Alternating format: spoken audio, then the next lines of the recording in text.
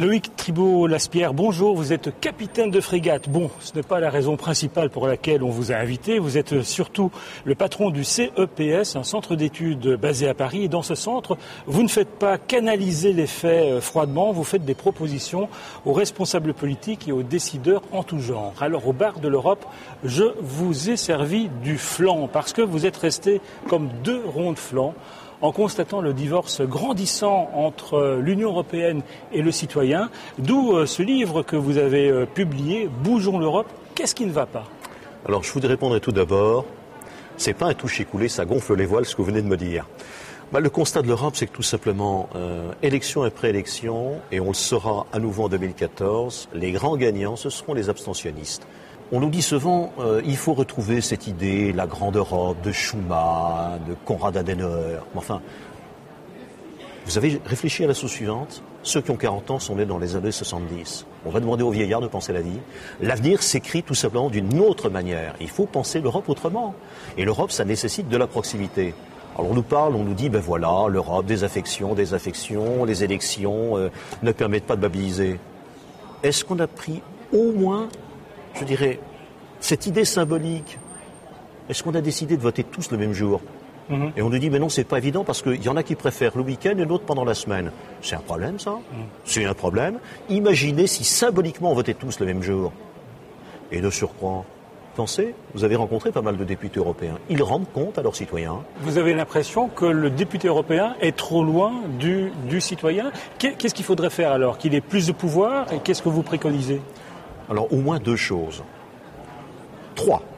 Le fait, c'est que tout simplement, on est un véritable, président du Parlement européen qui puisse avoir autorité vis-à-vis du président de la Commission. Ce serait quand même la première des choses. Et que la Commission rende vraiment compte au Parlement européen. Deuxième chose, faudrait-il qu'il y ait un véritable budget ? Vous avez vu le micro-budget ? Qu'est-ce que vous voulez faire avec ça ? Et là, le Parlement veut tenir tête à la Commission européenne et au Conseil européen et déclare qu'il faut un budget beaucoup plus important. Parce que tout simplement, le Parlement a décidé désormais d'être un acteur politique. Avant, donc c'est possible. Mais bien sûr que c'est possible. On était dans des personnalités qui avaient le vocable de politique, qui ne faisaient pas de la politique. On va rentrer désormais dans un jeu démocratique.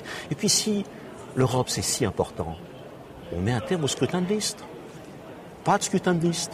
Un homme, un territoire, des voix, obligé de rendre compte. On n'a pas à rendre compte à un appareil politique. On rend compte aux citoyens. Alors, je vous interromps parce que vous le voyez, des petits parasites qui apparaissent ici. Et derrière ces parasites, quelqu'un qui veut vous poser une question, on regarde.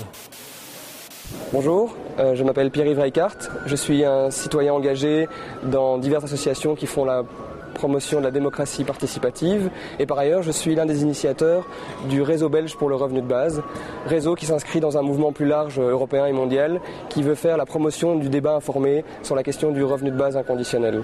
Revenu de base inconditionnel, appelé aussi allocation universelle, qui est un outil émancipateur, un concept qui vise à permettre à chacun et chacune de mener une vie digne et de participer à la vie en société sous toutes ses formes. C'est pourquoi nous avons déposé une première initiative, un premier texte qui a été refusé par la Commission sous prétexte que cela ne rentrait pas dans les compétences prévues par le traité de Lisbonne.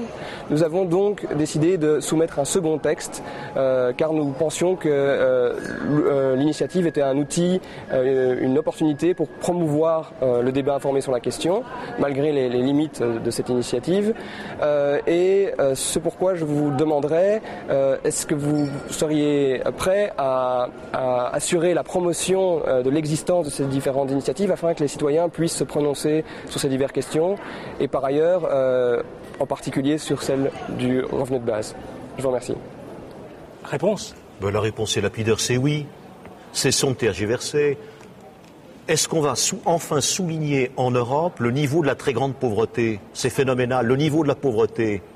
Alors on peut dire il faut des actions de politique industrielle, il faut tout simplement qu'on soit sur des grandes perspectives au niveau politique. La politique, ça commence par la cohésion sociale. Il n'y a pas de cohésion sociale parce qu'on n'a pas répondu aux vrais besoins. Les peuples aspirent tout simplement à un minimum.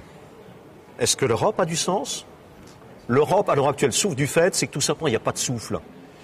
Le désamour européen du citoyen, il s'explique par l'austérité aujourd'hui ?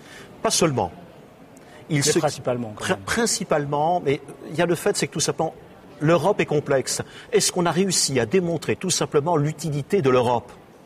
Je vous mets au défi. On interroge Monsieur Tout-le-Monde ou Madame Tout-le-Monde, et je vois pas.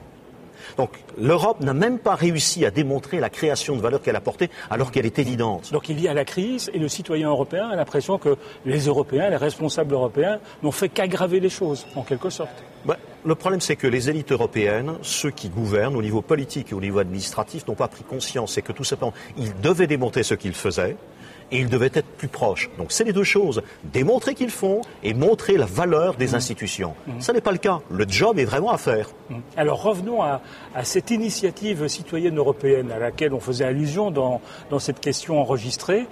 C'est un beau principe, hein, c'est l'idée que les citoyens européens peuvent faire des propositions de nouvelles lois européennes. Jusqu'à présent, ça n'a pas marché. Il n'y a aucune initiative qui a été retenue. Ce qui prouve que l'Europe est très complexe, que c'est quasiment mission impossible, qu'elle est bureaucratique. C'est aussi votre sentiment ? On a voulu trop bien faire. Alors, nous sommes ONG répertoriés auprès de la Commission européenne. On nous avait demandé notre avis. Nous avions souligné qu'on était en train d'élaborer un machin pour un autre machin.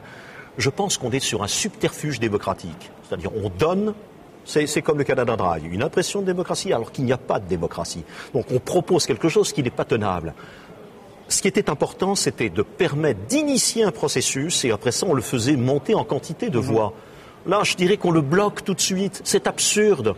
C'est comme, on a l'impression, dans le fond, c'est que ces institutions qui nous gouvernent ne sont pas des professionnels de la démocratie, mais des professionnels de l'institution. Il est temps, d'écarteler tout ceci. L'institution doit parler au peuple. Il est temps que l'institution européenne comprenne une chose. Il faut qu'il y ait un souffle, une voix, ça sente l'Europe. Et quand l'Europe se mêle de tout et de rien, par exemple de la courbure des concombres, vous dites stop ? Non, attendez, c'est absurde ça aussi. C'est absurde. Non, il y a des moments, il y a des vrais débats. Prenons par exemple le cas de la zone euro que vous n'avez pas évoqué. Là, le job a été mal fait. Ce traité est une absurdité. Ce n'est pas le problème de l'euro qui est en cause. Lorsqu'on crée ce traité instituant cette zone, il fallait savoir ce qui devait rentrer ou ne pas rentrer.